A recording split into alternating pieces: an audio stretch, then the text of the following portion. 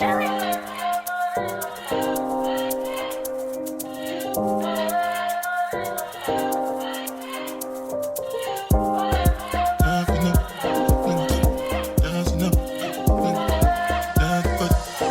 up, MozyGirl? It's MozyGirl. Welcome or welcome back to my channel. We are on the final episode of the Noughts and Crosses book review series.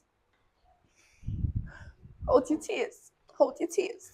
We must stay strong even though we have come to an end, because of course there will be more book reviews to come.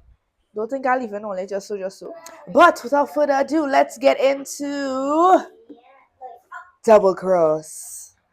So you guys already know the drill by now. We have to start off with a recap of book 3, which is Checkmate. To start off this recap, there's something that I withheld in the last video because I felt like it would make more sense to elaborate in this video. So I may have mentioned that Callie was friends with this Nought boy, Toby. His full name is Tobias Sebastian Dubridge. I don't know why he needed all of that, but yeah. So you can... hold on. I just need to geek out for a second. So something that I don't know if this was Malorie's doing or I just decided I'm gonna pay very close attention.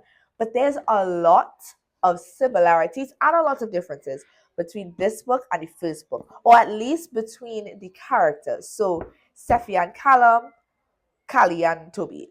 There's a lot, but especially between Toby and Callum, and we'll get into that when I'm talking about Toby's character.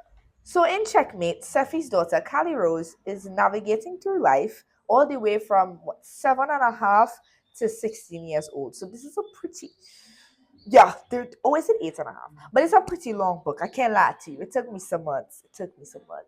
But in navigating this, she eventually finds out that a lot of lies were told to her while she was growing up, and she ends up resenting her mom and making some pretty detrimental decisions in the end. However, her grandmother steps in, noticing that she's going through this, and brings her and her mom closer together. And that's basically it. Without spoilers, of course.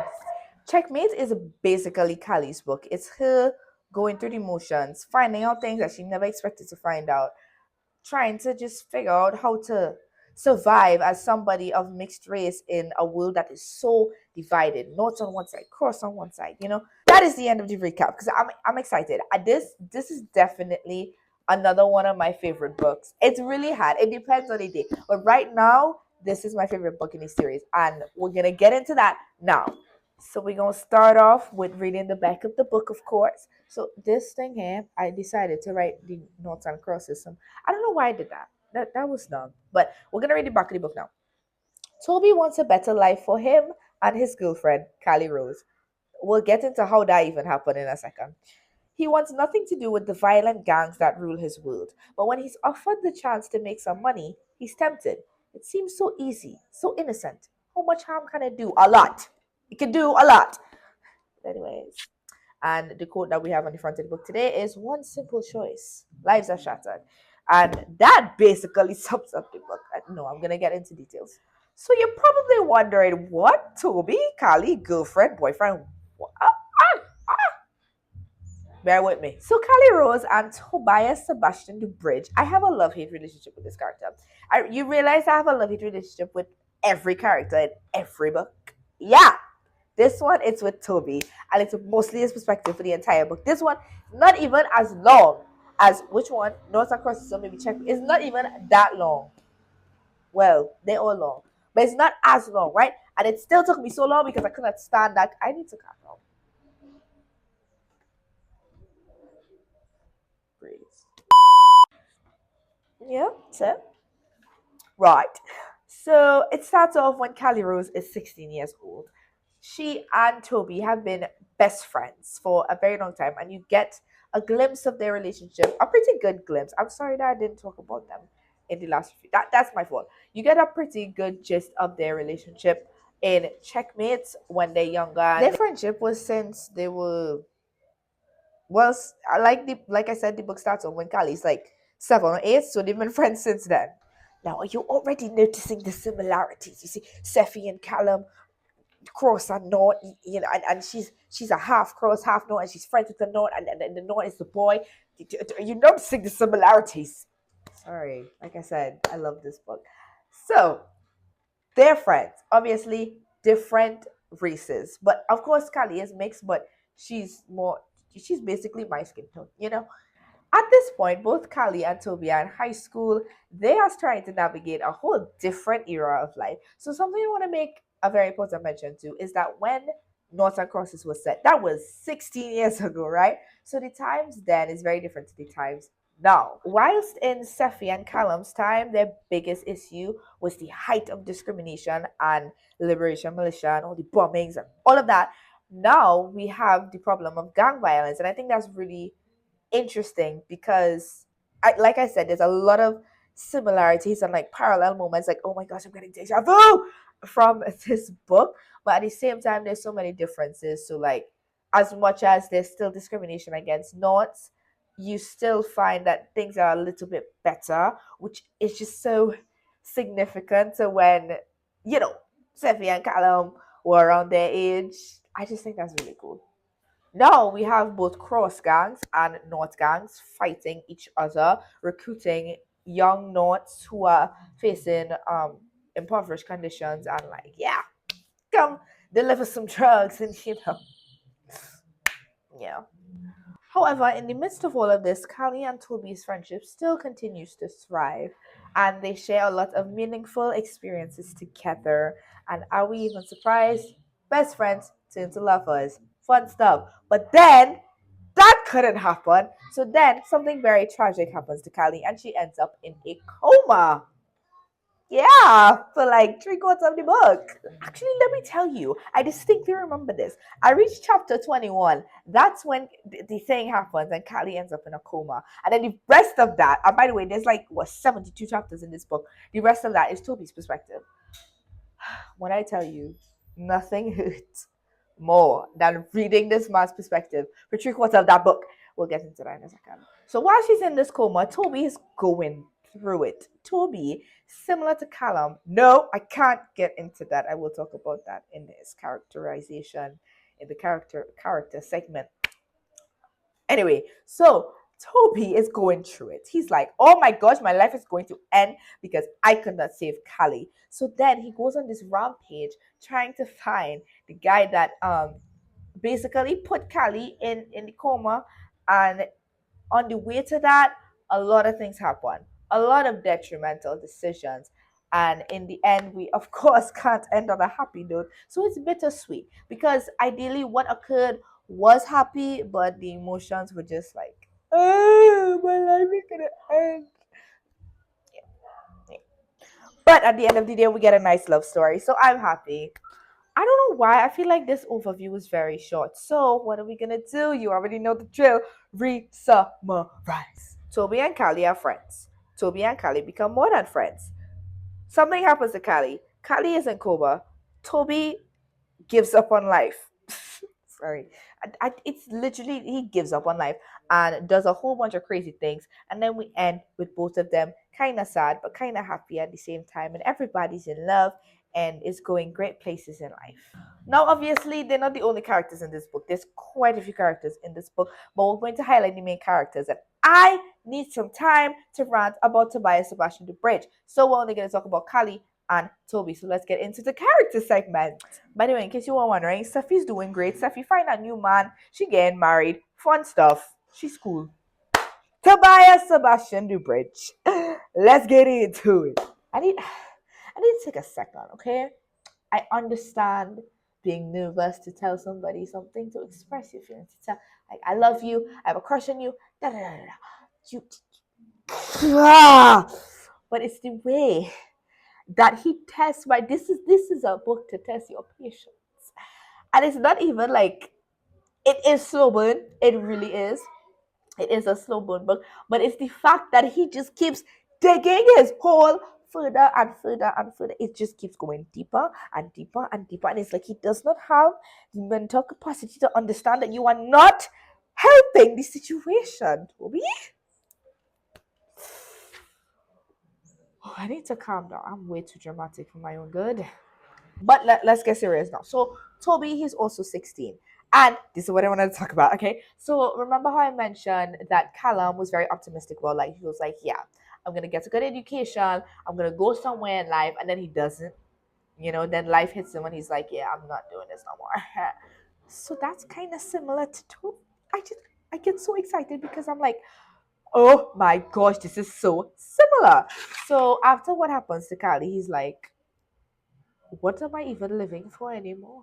I'm kidding. He wasn't that dramatic, but it was very traumatic what happened and being there to witness what happened and knowing that he was somewhat of a he wasn't entirely the cause of it, but his actions did contribute to it. I'm leaving you in suspense by not telling you, am I?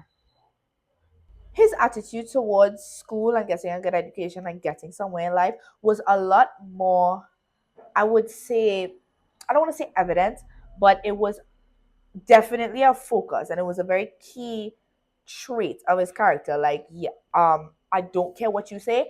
I am going to go to university and I am going to succeed. Are you crazy?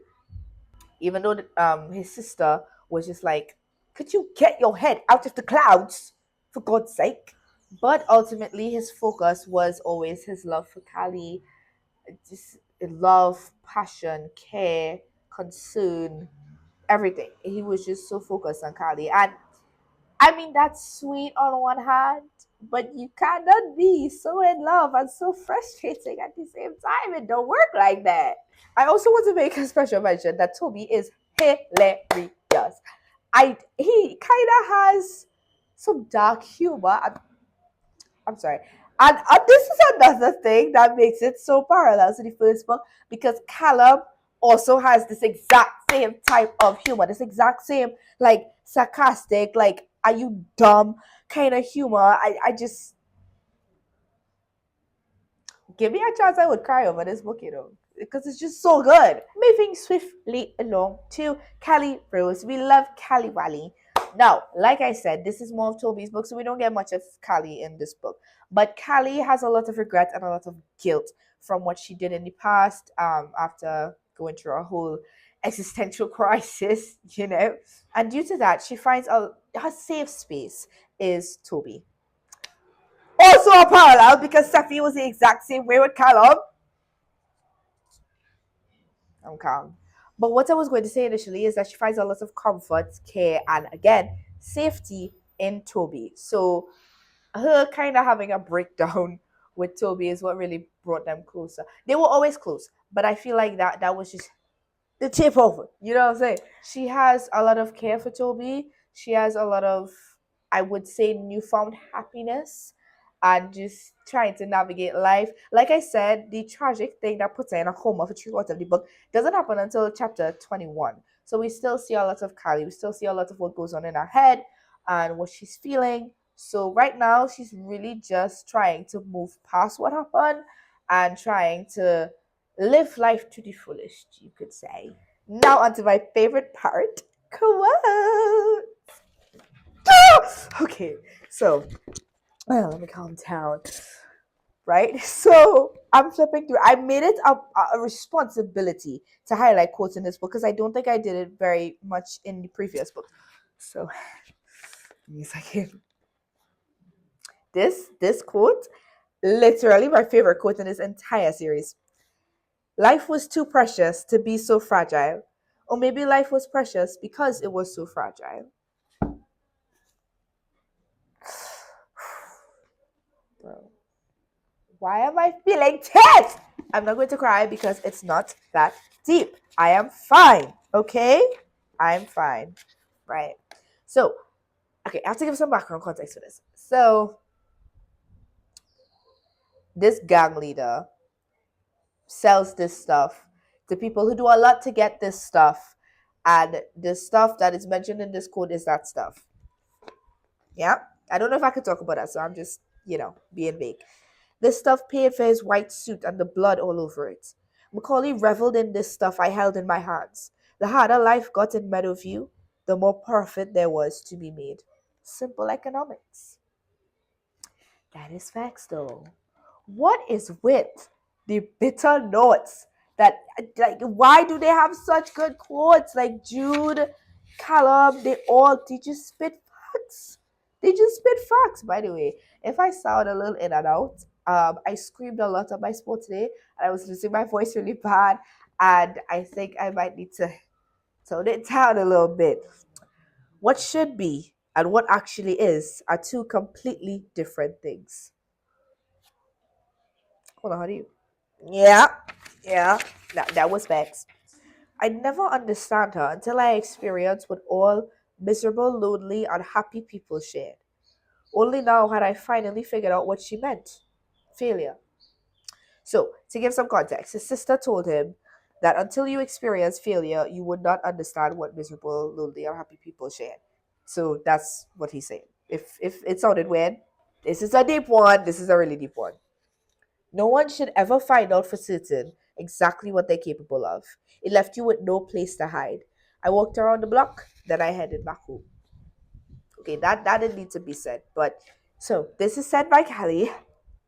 Sorry, this is a really cute one.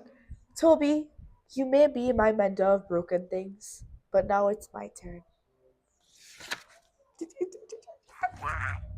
Okay, I need to calm down. This is the last one.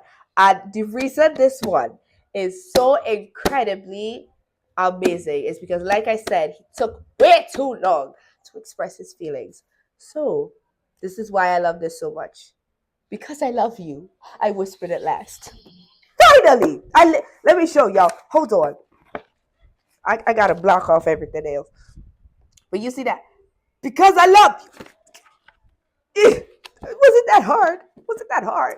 And that is the end of today's video. I hope you guys enjoyed this series. If you did, make sure to give these videos a big, fat, juicy like. Subscribe to join the MozyGirl and the notification bell so you always get a what? Ting-a-ling-a-ling. A ting-a-ling-a-ling. Every time I post a new video. And please recommend some books you'd like me to review or some kind of series that you'd like me to read and review. I would really appreciate that. I love you guys so much. Thank you so much for your support on my channel. Bye, guys.